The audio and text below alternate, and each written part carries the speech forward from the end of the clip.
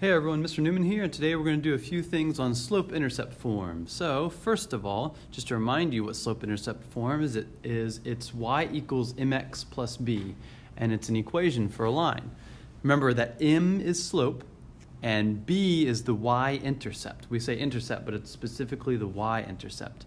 Remember that the y-intercept is where x equals 0, and that will come in handy later.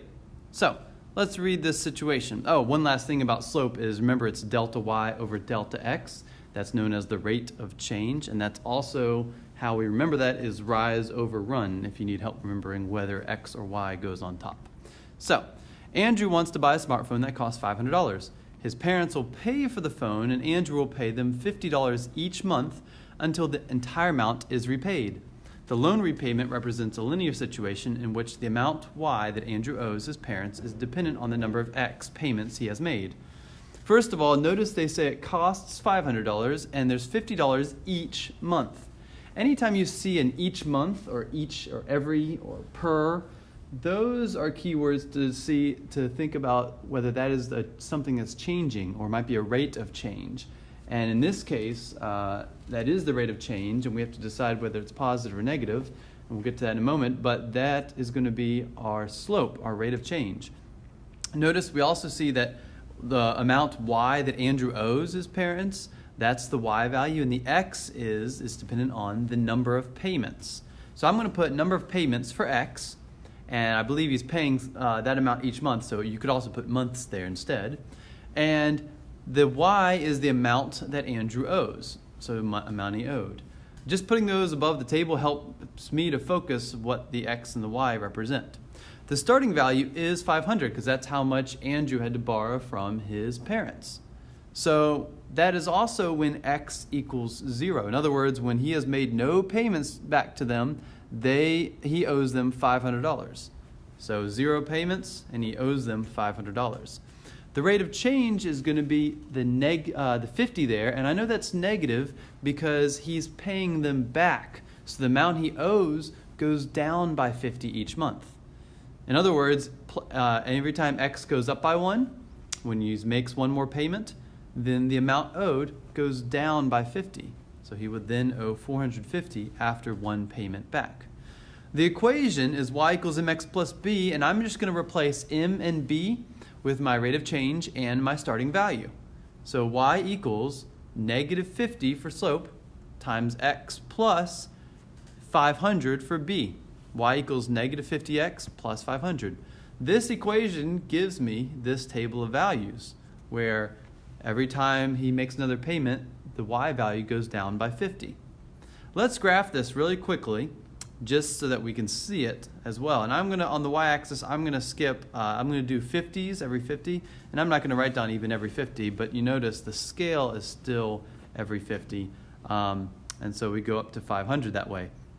Notice we're going to start at 0, 500, because that is how much Andrew owes his parents at the start, and we go down by 50 each time, and it makes a straight line all the way down to 10 payments down there.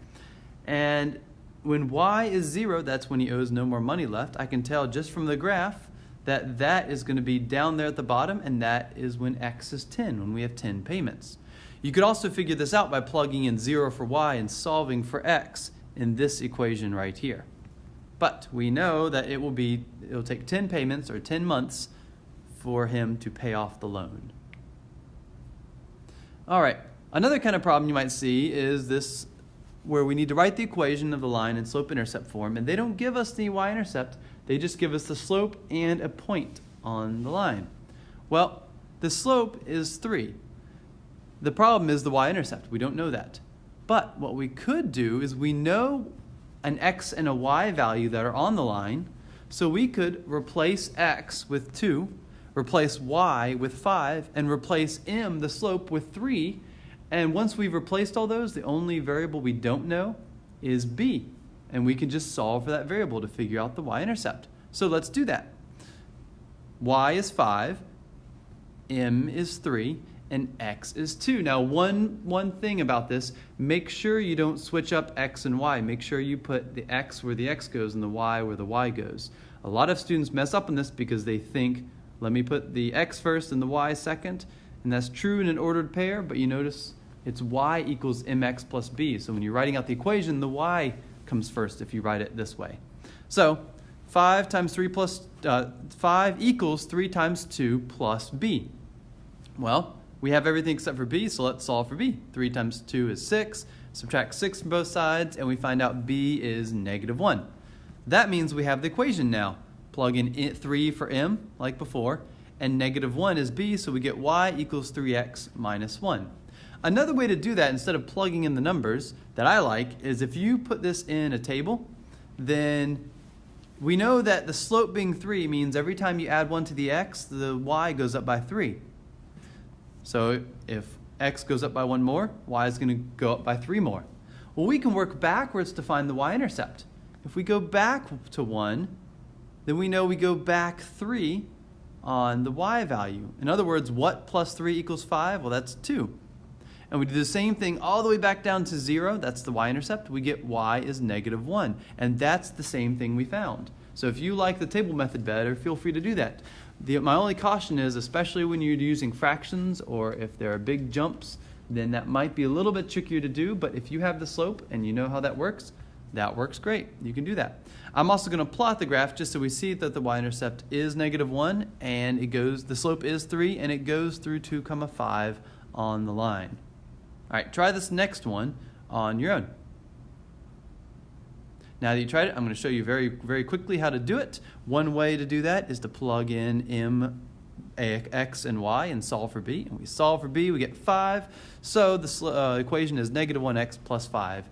If you did this with a table method, you see that, okay, working backwards, we have to do a few more steps, but we get 0, 5, and that's the same as our y-intercept.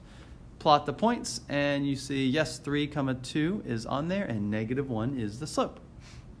Now, a different kind of equation, or a different kind of problem is one where you have 2 points and no slope. Well, we've already practiced finding the slope from 2 points, so let's do that. I'm going to write them in the table. It's, remember, delta y over delta x, so what goes on top, the 8 or the 2? Yes, the 8 goes on top, and the 2 goes on the bottom, so 8 divided by 2, delta y over delta x is 4. Now we have slope, and we have 2 points. You could use either one, so it's the same kind of problem as before. We plug in the 4 there, and hey, look, we actually already have the y-intercept because we're given 0, 5. If you weren't given that, you might have to plug it in like before or work backwards on the table, but we were already given it, so our answer is 4x plus 5 equals y. I'm going to plot that just to make sure it goes to those 2 points. Unfortunately, the point 2, 13 is not within this graph, but you do know it gets there because it goes up 4 every time we go 1 right. And that is our answer. So I want you to try this last one on your own, and then I'll show you how to do it. All right, here's how you do the last one. I'm going to put the points on here. Plus 14 plus 2, so 14 divided by 2, and it gives us 7. That means we go up by 7 every time. We don't know what b is, so we need to plug in 1 and 4 into the x and y values. So 4 equals 7 times 1 plus b. Solve for b, and you get -3.